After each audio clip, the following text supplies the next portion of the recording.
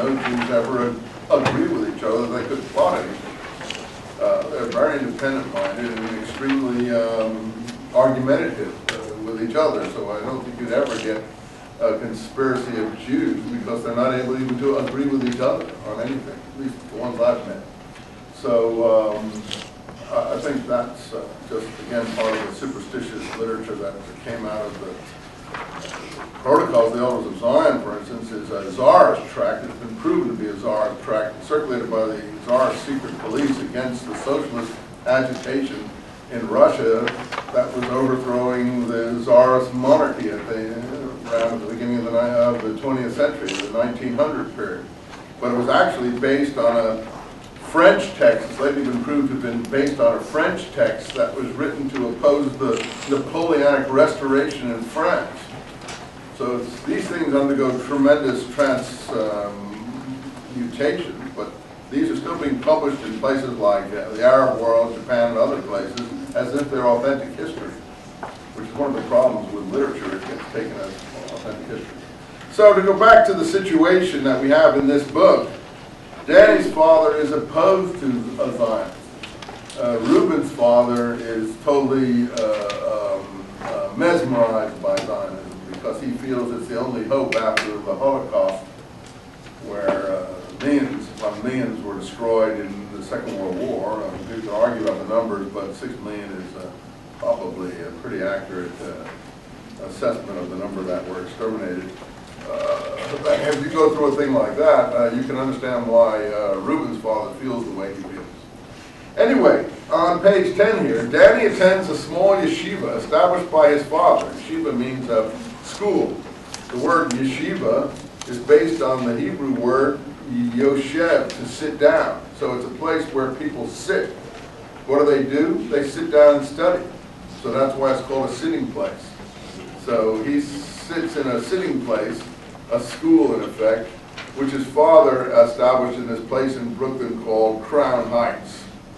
And I attended another such school, but it was more liberal, where my father taught. Our school offered more English subjects. We tried to study modern Hebrew, like State of Israel, for instance, would do. They studied a thing called Yiddish. And Yiddish is a language that grew up in Central Europe, hardly spoken by Jews anymore because most Jews who spoke it were exterminated. Doesn't have any currency anymore. I don't think there's maybe 2% of Jews know it. But back in the late 19th century, all Jews would have known it, except Jews from Arab and Islamic countries.